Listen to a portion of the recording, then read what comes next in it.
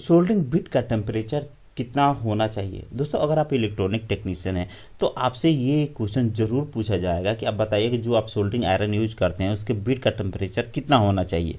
तो आपको आंसर देना है 300 टू 400 डिग्री सेल्सियस, मतलब कि 300 से 400 डिग्री सेल्सियस क्या होना चाहिए कि सोल्डरिंग बिट का टेम्परेचर होना चाहिए, जो कि एक एवरेज है। और इस टेम्परेचर पर हमारा सोल्डरिंग आयरन का जो बिट होता है वो स्मूथली वर्क करता है।